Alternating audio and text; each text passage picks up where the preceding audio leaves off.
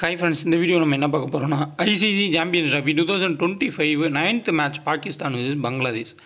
ரெண்டுக்கு பேர்த்துக்குமே ஒன்றும் இல்லை, ப்ளே பண்ணுறதில்ல, ஜஸ்ட்டு ப்ளே பண்ணுவாங்க, ஜெயிக்கணும்னு பார்ப்பாங்க. ஏன்னா அடுத்த ஐசிசி சாம்பியன்ஸ் ட்ராஃபிக்கு குவாலிஃபை ஆகணுன்ற ஏதாவது ஒரு கால்குலேஷன் இருக்கும், அதுக்காண்டியாக ஜெயிக்கணுன்ற முயற்சி எடுப்பாங்க. பாகிஸ்தான் ஹோஸ்ட்டு, இந்த மேட்ச் அவங்க ஜெயிக்கிறதுக்கான வாய்ப்பு ரொம்பவுமே அதிகம்.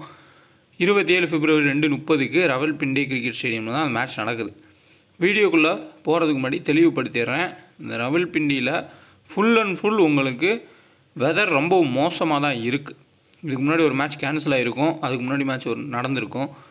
ஸோ இந்த மேட்ச் நடக்கூடிய 27 கொஞ்சம் கண்டிஷன் மோசமாக தான் இருக்குது. பட் மேட்ச் கிராஸ் ஆகுமா இல்லை 21 மேட்சாக நடக்குமான்றதை ஆன் டைம் தான் நம்ம பார்க்கணும். பாகிஸ்தான் பங்களாதேஷ் என்னோடது ஃபுல் டீட்டெயில் கொடுத்துட்றேன், நீங்கள் மேட்ச் நடக்குது அப்படின்னா யூஸ் பண்ணிக்கோங்க. ஒரு 60-70% நடக்கிறதுக்கு சான்ஸ் தான் இருக்கும். வெதர் ரொம்ப மோசமாக இல்லை, 50-50 கூட வச்சுக்கலாம், பார்ப்போம். இங்கே கடைசியாக நடந்த மேட்ச்சு பங்களாதேஷும் நியூசிலாந்து ஆடினது தான். மற்ற விக்கெட்ஸ் மாதிரி இல்லாமல் ராவல்பிண்டி விக்கெட்டு கொஞ்சம் வேறு மாதிரி தான் இருக்குது. லாகூர் கராச்சி மாதிரி இல்லாமல் ஃப்ளாட் ட்ராக் இல்லை, கொஞ்சம் டீசெண்டான ஒரு நியூட்ரல் ட்ராக்காக இருக்கும். கரெக்டாக பிக் பண்ணி ஸ்பின்னர்ஸை தெளிவாக ஆடுறவங்களுக்கு நல்லா ஹெல்ப்ஃபுல்லாக இருக்கும் இந்த விக்கெட்டு. பங்களாதேஷ் பேட் பண்ணியிருக்காங்க, 236க்கு எல்லாரும் out. Bracewell 4 wicket 26 run 10 over Pavul பண்ணி. அதே மாதிரி உங்களுக்கு டஸ்கின் ஒரு விக்கெட் எடுப்பார், அது தெரிஞ்சது தான். எப்படின்னாலும் டஸ்கின் ஒரு விக்கெட் எடுத்துருவார் செகண்ட் பவுல் பண்ணாலும். ரச்சின் ரவீந்திரா கம்பேக்கு ஒரு 112, டாம் லாத்தம் 55. கன்சிஸ்டண்ட்டாக டாம் லாத்தம் அவரோட ஃபார்முக்கு திரும்பி இருக்கார். ரீசெண்டாக ஒரு 2-3 மேட்ச்சுக்கு முன்னாடி ஃபுல் அண்ட் ஃபுல் அவர் 18-20 இன்னிங்ஸ் ஃப்ளாப் தான் ஆயிருந்தார். பட் இப்போது ஓரளவுக்கு டீசெண்டாக ஆடியிருக்கார். இப்போது நம்ம பார்க்கலாம் பங்களாதேஷுக்கும் பாகிஸ்தான் நடக்கக்கூடியது. அதுக்கு முன்னாடி குபேரா ஃபேண்டசி ஆப்பு, ஜஸ்ட் ஒரு பிளேயரை நீங்கள் செலக்ட் பண்ணி ஃபேண்டசி ப்ளே பண்ணிக்கலாம். நீங்கள் ஸ்மால் லீக் ப்ளே பண்ணணும்னு நினச்சாலும் ப்ளே பண்ணுங்கள், ஏன்னா கிளாசிக்னு ஆப்ஷன் இருக்குது, அதில் 7-4ன்ற மாதிரி நீங்கள் டீம் எடுத்துக்கலாம். டியோவில் ஒரே ஒரு பிளேயரை நீங்கள் செலக்ட் பண்ணால் போதும். டிஸ்கிரிப்ஷன் லிங்க் இருக்குது, டெலகிராம்லேயும் லிங்க் இருக்கும். 2K ஃபேண்டசின்னு ரெஃபர் கூட பயன்படுத்திக்கோங்க. கன்சிஸ்டண்ட்டாக நீங்கள் ப்ளே பண்ணி வித்ட்ரா பண்ணிங்கன்னா ரொம்பவுமே ஒர்த்தபுளான ஒரு ஆப். 27 மேட்ச் இங்கே நடந்திருக்கு. Bat first 11, bowl first 15, average 242 தான். ஸோ குறைவான ஒரு ஆவரேஜ் தான் இந்த கிரவுண்டு. பட் நீங்கள் ஃபுல் அண்ட் ஃபுல் சர்ச் பண்ணி பார்த்தீங்கன்னா அதிகமான ஒரு ரன்ஸ் போகக்கூடிய கிரவுண்டுன்னு போட்டிருப்பாங்க. ஆனால் ஆக்சுவலாக நியூட்ரல் ட்ராக் தான். ப்ளஸ் உங்களுக்கு மழையும் மழை விழுந்துட்டு இருக்கிறதுனால விக்கெட் ரொம்பவுமே ஸ்லோவாக தான் இருக்கும். சப்போஸ் மழை விழுந்து ஒரு 20 ஓவர் மேட்ச் நடத்தினா கூட பவுலர்ஸுக்கு தான் சாதகமாக இருக்குமே தவிர்த்து, நீங்கள் இந்த மேட்சை நியூ ஃபேண்டசி பாயிண்ட் சிஸ்டம் படி அதிகப்படியான பேட்டர்ஸை எடுத்தீங்க அப்படின்னா, ரெயின் அஃபெக்ட் பண்ணி மேட்ச் இருந்துச்சுன்னா சொல்கிறேன், இல்லை காமனாக வெயில் அடிக்குது மேட்ச் ஃபுல்லாக நடக்கும்னா நீங்கள் எப்படி வேணால் டீம் எடுத்துக்கோங்க. இல்லை மழை விழுந்து ஸ்லோவாக தான் விக்கெட் இருக்க போதும் அப்படின்னா பவுலர்ஸ் அதிகப்படியாக எடுத்துக்கிறது உங்களுக்கு ரொம்பவுமே பெட்டராக இருக்கும். இப்போ பங்களாதேஷோட பிளேயிங் லோன் பார்க்கலாம். சௌமியா சர்க்கார் ஆடுறதுக்கான சான்ஸ் இருக்கும். அது எதுக்காண்டி நான் சொல்லியிருக்கேன்னா, முகமதுலாம் ஒன்றும் பண்ணுறதில்ல, அவர் ரொம்ப வயசாகிருச்சு, ரிட்டையர் ஆகிட்டு கூட போகலாம், தேவையில்லாமல் ஆடுறாரு. சௌமியா சர்க்கார் பாகிஸ்தானுக்கு எதிராக எப்போல்லாம் பெர்ஃபார்ம் பண்ணியிருக்காருன்னா, ஒரு முக்கியமான மேட்ச் எல்லாத்துலேயுமே பெர்ஃபார்ம் பண்ணியிருக்காரு. ஸோ இந்த மேட்சுமே இந்த ரெண்டு டீமுக்குமே முக்கியமான மேட்ச் தான். யார் வின் பண்ணுறா, யார் லாஸ்ட் பிளேஸை பிடிக்கிறா அப்படின்றதுக்கான, அதுலேருந்து தப்பிக்கிறதுக்கான ஒரு மேட்ச்சை நம்ம வச்சுக்கலாம். ஸோ அதனால் சௌமியா சர்க்கார் வரதுக்கான வாய்ப்புகள் இருக்கும். ஸோ பார்த்துக்கோங்க. தன்சீம் ஹாசன், நஜிபுல் ஹுசைன் சாண்டோ, முக்ஷிகுல் ரஹீமு, ஹிடாயி, நெக்ஸ்ட்டு ஜக்கார் அலி கன்சிஸ்டண்டாக ஆடுறாரு, மைதி ஹாசன் மிராஸு, டஸ்கின் அகமது, ரஷாட் ஹுசைனு, அடுத்தா ராணா, நெக்ஸ்ட்டு முஸ்தபிர் ரகுமான். இவங்களோட பிளேயிங் லோனில் பாபர் ஆசாம், இமாம் உல்லாக்கு, உஸ்மான் கான் வருவார், சவுத் சைகில். ஸோ அந்த தபாப் தாகிரை தூக்கிடுவாங்க, உஸ்மான் கானுக்கு வாய்ப்பு கொடுப்பாங்க. ரிஸ்வானு, குஸ்தில் ஷா, ஆகா சல்மான், நசீம் ஷா, ஹாரிஸ் ரஃபு, அப்ரார் அகமது, சாயின் ஷா அஃப்ரிடி. இவங்க எப்படியாவது ஒரு மேட்சாக ஜெயிச்சு நடத்துகிற நம்ம லாஸ்ட் பிளேஸ் போகக்கூடாதுன்னு போராடுவாங்க. ஜெயிக்கிறதுக்கான வாய்ப்பு இவங்களாம் இருக்கும். இல்லை நீங்கள் 2 பேருமே லாஸ்ட்டு அப்படின்னு சொல்லி மழை முடிவு பண்ணுச்சுன்னா 2 பேருமே லாஸ்ட்டு தான், அதை நம்ம யாருனாலையும் மாற்ற முடியாது. ஸோ இப்போ நம்ம பார்த்துடலாம். 3 லெஃப்ட் ஹேண்டரு டாப்பில் சர்க்கார் ஆடினா, அப்படி சர்க்கார் ஆடலை அப்படின்னா அப்படியே எக்ஸ்டெண்ட் பண்ணிக்கோங்க. நஜிபுல் ஹுசைன் சாண்டை ஓப்பன் பண்ணுவார், அதுக்கப்புறம் கீழே உங்களுக்கு முகமதுல்லா வந்துடுவார். ஸோ இதான் கான்செப்ட். மேட்ச் நடக்குது அப்படின்னா உங்களுக்கு தன்சீம் ஹாசனோட பேட்டிங் லெவல் 30 ரன் ஆவரேஜ், அவ்வளோதான். அதுக்கு மேலே அவரால் தாக்கு பிடிச்சி ஆடவே முடியல. ப்ளஸ் சாயின் ஷா அஃப்ரிடி, நசீம் ஷா 2 பேருமே இப்போதைக்கு இவங்க ஆடின டீம்ஸை விட ரொம்பவுமே மூவ் பண்ணக்கூடிய பவுலர்ஸ். ஹையாக பால் மூவ் ஆச்சுன்னா தனசிங் ஹாசன் தாக்கு பிடிக்கிறது ரொம்பவுமே கஷ்டம். ஒரு 20 ரன் தான் ஆடுவார், அதுக்கு மேலே போகிறது வாய்ப்புகள் குறைவு. சௌமியா சர்க்கார் ப்ளே பண்ணார்னா கொஞ்சம் ஒரு ரிஸ்க்காக ட்ரை பண்ணுங்கள். ஏன்னா நல்ல சீமில் பால் மூவ் பண்ணாலும் கொஞ்சம் செட் ஆயிடுச்சு அப்படின்னா அவரோட கட் ஷாட்லாம் ரொம்ப டிஃப்ரெண்ட்டாக இருக்கும். ஒரு 40+ ரன் கூட ஆடலாம். அதேமாதிரி பவுலிங்கில் யாராவது ஒரு ஆள் குறைவாக இருக்காங்க அப்படின்னா கால்குலேட் பண்ணிக்கோங்க. சௌமியா சர்க்கார் பவுலும் பண்ணலாம். ப்ளே பண்ணார்னா நஜிபுல் ஹுசைன் சாண்டோ கன்சிஸ்டன்ட் பிளேயர் கிடையாது. ஒரு மேட்ச் அடிப்பார், அடுத்து 10 மேட்ச் வந்து அவுட் ஆவார், அந்த மாதிரி பிளேயர் தான். போன மேட்ச் ஏதோ ஓரளவுக்கு ரொட்டேட் பண்ணி ஆடிட்டார்.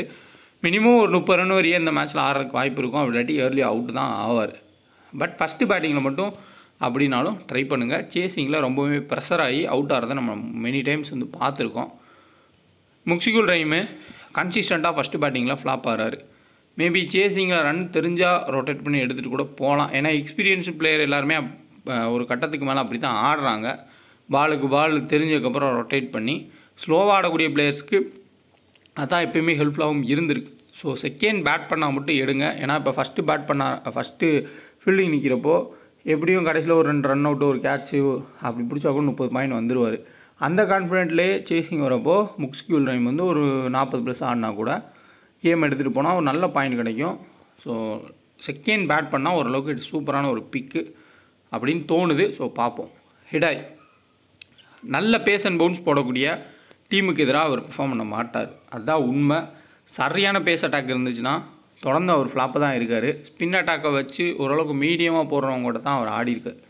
உங்களுக்கு ஹாரிஸ் ரஃப் நல்ல 2 பவுன்ஸ் போட்டார்னா அப்படியே ஹிடாய் அவுட் ஆகிறதுக்கான வாய்ப்பு ரொம்பவுமே அதிகம். பட் ஜக்கார் அலி அன்பிரடிக்டபுளாக தான் பர்ஃபார்மன்ஸ் பண்ணுறாரு. Mehidy Hasan Miraz key player. ஏதாவது ஒரு மேட்ச்சில் நீங்கள் ட்ராப் பண்ணால் கூட 4 விக்கெட் வரையும் கூட எடுத்துருவார். பேட்டிங் வந்தாலும் 30 ரன் ஆடிடுவார். ஸோ அதனால் ஃபஸ்ட் ஆர் செகண்ட் முக்கியமான ஒரு பிக்கு. சேம் ரசாத் குசைனும் அதே கேட்டகரியில் தான் ஆடுறாரு. Taskin Ahmed suppose first bowl பண்ணால் எடுத்துக்கோங்க, ஒரு 2 விக்கெட் எடுக்கலாம். அதே மாதிரி முஸ்தபிர் ரஹ்மான் மினிமம் 3 விக்கெட் வரையும் ஃபஸ்ட் பவுல் பண்ணால் எடுக்கிறதுக்கு சான்ஸ் இருக்கும். ஏன்னா செகண்ட் பவுல் பண்ணுறதுனால தான் அவர் 1 விக்கெட் கேட்டகரியில் முடிக்கிறார். அப்படி இல்லாட்டி கண்டிப்பாக 3 விக்கெட்டில் ஃபஸ்ட்டு பவுல் பண்ணால் 3 விக்கெட் கேரண்டியாக எடுக்க வாய்ப்பு இருக்கும். தஸ்கின் அகமது 2 விக்கெட் எடுக்கலாம். அதே இது செகண்ட் பவுல் பண்ணாங்கன்னா 1 விக்கெட் வரையும் எடுக்கிறதுக்கு வாய்ப்பு இருக்கும். மெஹடி ஹசன் மிராஸ் ஒரு கீ பிளேயராக மாறுவார்.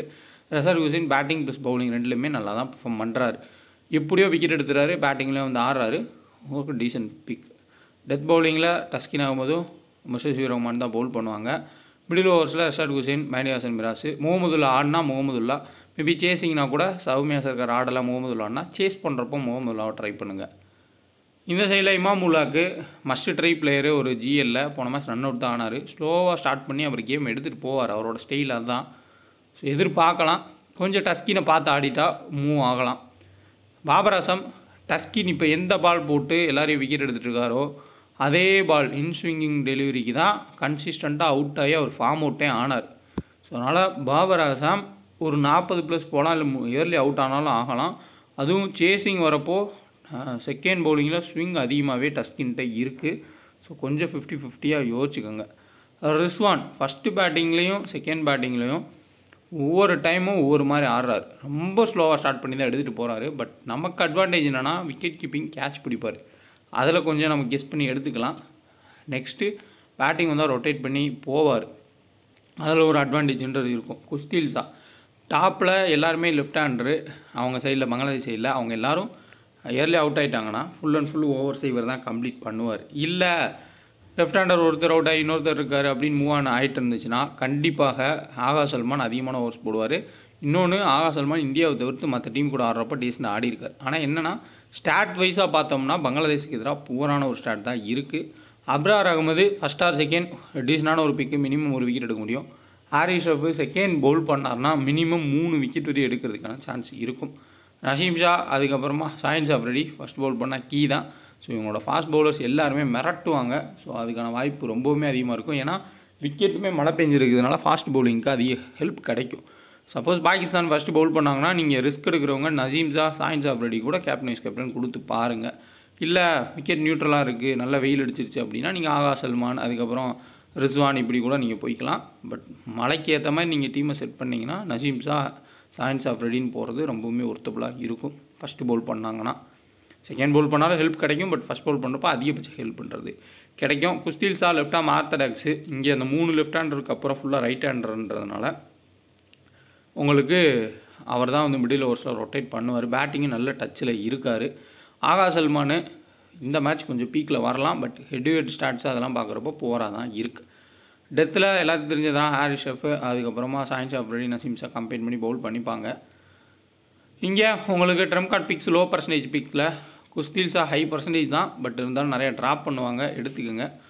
முஸ்தபிசூர் ரஹ்மான் பார்த்தாங்கன்னா உங்களுக்கு ஃபஸ்ட்டு பவுல் பண்ணுறப்ப மிகப்பெரிய ஒரு கீ லோ பர்சன்டேஜ் பிக்காக தான் இருக்கார். ஃபஸ்ட்டு பவுல் பண்ணுறப்ப அதிகபட்சமாக எடுத்துக்கோங்க.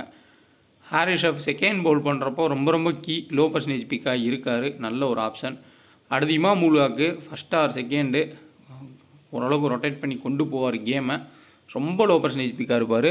சவுத் சைடில் அந்த மாதிரி ட்ரை பண்ணாமல் உஸ்மான் கான் மாதிரி ட்ரை பண்ணாமல் இமாம் உல்ஹாக் கூட நீங்கள் ட்ரை பண்ணுங்கள். இல்லை இப்போதைக்கு இருக்க ஃபேண்டசி பாயிண்ட் சிஸ்டம் மாதிரி ட்ரை பண்ணணும் அப்படின்னா உஸ்மான் கானை கூட நீங்கள் பிக் பண்ணிக்கலாம். Double ஆப்ஷன்ஸில் science Afridi, ரிஸ்வானு, ரசர் Hussain, mighty Hasan Miraz இவங்கள தான் நம்ம சாலிடாக சொல்ல முடியும். ஏன்னா குஸ்தில் ஷா உங்களுக்கு சம்டைம்ஸ் 5 ஓவரில் முடிச்சிருவார். அதுக்கப்புறம் வந்து ஓவர் கிடைக்காம கூட போகலாம், பேட்டிங் டக் அவுட் ஆகலாம். ஆகா சல்மானையும் நம்ம அப்படி கேரண்டியாக சொல்ல முடியாது. பட் இவங்கன்னா ஓரளவுக்கு சொல்லலாம். ரிஸ்வான் எப்படியும் கேட்ச் பிடிப்பார், பேட்டிங் வந்துடுவார்.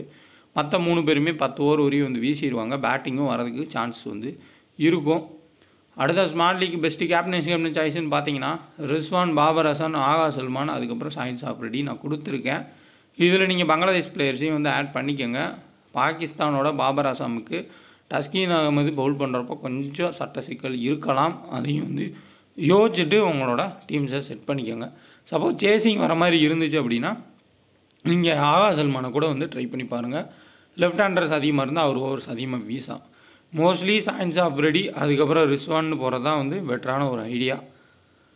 கிராண்ட் லீக்கில் கேப்டன் சாய்ஸா ஹாரிஸ் ஷெஃப், இமாம் உல்ஹாக்கு, முஸ்தபிசூர் ரஹ்மான்.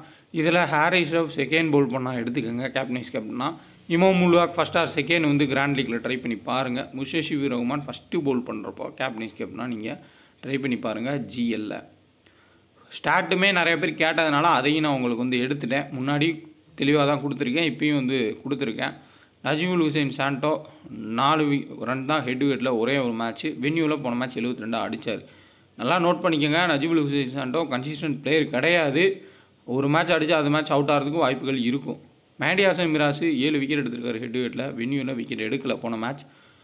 தௌஹீத் ஹிடாயி ஹெட் டு ஹெட்டில் 9 ரன் தான் 2 மேட்ச்சில், வென்யூவில் 7 run. Mushfiqur Rahim 36 run average இருக்கார். கண்டிப்பாக செகண்ட் பேட் பண்ணார்னா முக்ஷிகுல் ரஹீம் கீயாக இருப்பார். சேசிங் அப்போது நீங்கள் முக்ஷிகுல் ரஹீமை எடுத்துக்கோங்க. இந்த இங்கே நான் வந்து கொடுத்துருப்பேன் இதுக்கு முன்னாடி. ஸோ அதை வந்து நான் ஆட் பண்ணலன்னு நினைக்கிறேன். அந்த ஃபஸ்ட்டு பேட் பண்ணால் யார் எடுக்கிறது, செகண்ட் பேட் பண்ணால் அதை வந்து மறந்துட்டேன். அதில் செகண்ட் பேட் பண்ணுறப்போ நீங்கள் முக்ஷிகுல் ரஹீமை கண்டிப்பாக ட்ரை பண்ணுங்கள். அதேமாதிரி இங்கே ஹாரிஸ் ஷெஃப் செகண்ட் பவுல் பண்ணுறப்ப கீயாக இருப்பார். இமாம் உல்ஹாக் சேசிங்லேயும் உங்களுக்கு முஸ்தபிசூர் ரஹ்மான் ஃபஸ்ட்டு பவுலிங்லேயும் இவங்களாம் ரொம்ப பெட்டர் பிக்ஸ், லோ பர்சன்டேஜ் பிக்ஸாகவும் இருப்பாங்க. Mahmudullah 23 run average head to ஹெட்டில். சப்போஸ் ப்ளே பண்ணார், சௌமியா சர்க்கார் ப்ளே பண்ணல அப்படின்னா சேசிங் வந்தால் ட்ரை பண்ணி பாருங்கள். ஏதோ ஃபஸ்ட்டு பவுலிங்கில் ஒரு 2 ஓவர் போட்டு கூட விக்கெட் கிடச்சிச்சின்னா அடுத்த சேசிங்கில் வந்தால் ஒரு 30 ரன் அடிப்பார். ரொம்ப லோ பர்சன்டேஜாகவும் இருப்பார், ட்ரை பண்ணிக்கோங்க. டஸ்கின் அகமது 5 மேட்ச்சில் 4 விக்கெட்டு, வென்யூவில் 1 விக்கெட்டு. முஸ்தபிசூர் ரஹ்மான் 3 மேட்ச்சில் 9 விக்கெட் எடுத்திருக்காரு ஹெட் டு ஹெட்டில். ஸோ ஃபஸ்ட்டு பவுல் பண்ணால் மினிமம் 2+ விக்கெட்ஸ் எடுக்க வாய்ப்புகள் அதிகம். வென்யூவில் 1 wicket. Imam ul-Haq 87 run average head to ஹெட்டில், வென்யூவில் 39 ரன் ஆவரேஜ். எதுக்காண்டி இமாம் உல்ஹாக்கை நான் முன்னாடி அவ்வளோ தெளிவாக சொன்னேன்றது இப்போ உங்களுக்கு புரிஞ்சிருக்கும். கண்டிப்பாக கிளிக் ஆச்சு, இந்த மேட்ச் நடந்துச்சு அப்படின்னா இமாம் உல்ஹாக் டீசெண்டான ஒரு இன்னிங்ஸ் ஆட போகிறாரு. பர்சன்டேஜ் கிட்டத்தட்ட 19% தான் இவரை பிக்கே பண்ணியிருப்பாங்க. ஸோ ஜிஎல்ல கண்டிப்பாக பிக் பண்ணிக்கோங்க. எப்படி ஆப்கானிஸ்தான் இங்கிலாந்து மேட்ச்சில் ஹஸ்மதுல்லா சைடியை நான் சொல்லியிருப்பேனோ அதே தான். இப்ராஹிம் ஜேடன் வந்து நான் சொல்லலை, அது தப்பு தான். பட் இருந்தாலும் உங்களுக்கு ஹஸ்மதுல்லா சைடி வந்து ரொம்ப லோ பர்சன்டேஜ் பிக்கு கிளிக் ஆகிருப்பார் ஃபஸ்ட்டு பேட்டிங்கில். அதேமாதிரி Imam Ul Haq first or second Bangladesh கூட டீசெண்டாக ஆடுவார். நோட் பண்ணிக்கோங்க, மேட்ச் நடந்தால் யூஸ் பண்ணிக்கோங்க. பாபர் அசாம் 30 ஹெட் ஹெட்டில், வென்யூவில் 83, ரெண்டுமே பக்கா. டஸ்கின்லேருந்து தப்பிச்சிட்டார்னா நிறையா ரன்ஸ் போவார். ரிஸ்வான் ஹெட் ஹெட்டில் 57, வென்யூவில் 40. Agha Salman head head venue ரெண்டுலேயுமே ஃப்ளாப்பு. சாயின்ஸ் ஆஃப்ரெடி ஹெட் ஹெட்டில் 4 மேட்ச்சில் 12 விக்கெட்டும், வென்யூவில் 7 விக்கெட்டும் எடுத்திருக்காரு. ஸோ இதுதான் வந்து full and full start full தெளிவாக கொடுத்துருக்கேன். நசீம் ஷா ஹெட் ஹெட்டில் 1 மேட்ச்சில் 3 விக்கெட், வென்யூவில் 3 விக்கெட்டு. ஹாரிஸ் ஷெஃப் 2 மேட்ச்சில் 8 விக்கெட், ஹெட் ஹெட்டில், வென்யூவில் 7 விக்கெட். க்ளீனான ஃபுல் ஸ்டார்ட்டுமே வந்து கொடுத்தாச்சு. என்னோடய ஐடியாஸை முன்னாடி ஷேர் பண்ணியாச்சு. நீங்கள் பண்ண வேண்டியது வீடியோவை லைக் பண்ணிடுங்க. அப்போ தான் மற்றவங்களுக்கு கொண்டு போய் சேர்க்கும். ஏதாவது டவுட்னா கமெண்ட் பண்ணுங்கள். கரெக்டான டெலகிராமை பார்த்து ஜாயின் பண்ணிக்கோங்க. ஒரு ஃபேண்டஸியை புரிஞ்சுக்கிட்டு ப்ளே பண்ணுங்கள், கிளிக் ஆகும். தெளிவாக சொல்கிறேன், ஃபேண்டஸி கேமுன்றது வேறு. மற்றது வந்து பெட் பண்ணுறது அது வேறு. அது வந்து நீங்கள் தெரியும் எவ்வளோ கேம்ஸ் இருக்குது. ஏன்னா சிம்பிளாக வந்து நான் முடிக்கிறேன். ஃபேண்டஸினா மேட்ச் நடக்கிறதுக்கு முன்னாடி நீங்கள் டீம் எடுக்கிறீங்க, லைவாக அந்த மேட்ச்சை நீங்கள் பார்க்குறீங்க. மற்ற மாதிரி கேம்ஸ்னால் உங்கள் ஆப்போசிட்டில் யார் உட்காந்து ரோபோட் விளாடுதா யார் விளாட்றானே உங்களுக்கு தெரியாது. அந்த மாதிரி பிரச்சனைகள்லாம் வரும். ஸோ அதனால் அதை யோசிச்சுட்டு நம்மளோட டெலகிராம் சேனலில் ஜாயின் பண்ண நினைக்கிறவங்க ஒரிஜினல் சேனல்லாம் செக் பண்ணி ஜாயின் பண்ணுங்கள். இதுதான் நம்மளோட கரெக்டான அட்ரஸ். முன்னாடி நம்ம வின்னிங்ஸ் எல்லாமே வந்து போஸ்ட் பண்ணியிருப்போம், லாஸ்ட்னு அப்டேட் பண்ணியிருப்போம். கன்சிஸ்டண்ட்டாக நம்ம ஸ்மால் லீக் வின்னிங் கொடுத்துட்டு தான் இருக்கோம். இப்போ ரீசெண்ட் டைமாக அதுக்கான எல்லா ப்ரூஃப்மே இருக்குது. ஃபேப் 11 பேட் பால் 11க்கான வின்னிங்ஸை நம்ம போஸ்ட் பண்ணிட்டு தான் இருக்கோம். அதுதான் நம்மளோட ஸ்மால் லீக் டீமுமே. இந்த இடத்துல உங்களுக்கு ஸ்மால் லீக் டீம்னு மென்ஷன் ஆகியே இருக்கும். இதுதான் நம்ம ஸ்மால் லீக் டீம். இதில் ஏதாவது ஒரு சில மாற்றங்கள் நீங்கள் பண்ணணுன்னா பண்ணிக்கோங்க. அதையும் வந்து நீங்கள் பார்த்துக்கோங்க. SIT20 ILT20 BBL எல்லாமே வின்னிங் கொடுத்துருக்கோம். அதேமாதிரி உமன்ஸ் மேட்ச்சுக்கும் கொடுத்துருக்கோம். கண்டிப்பாக இந்த வின்னிங்கிறது அப்படியே கொண்டு போவோம்.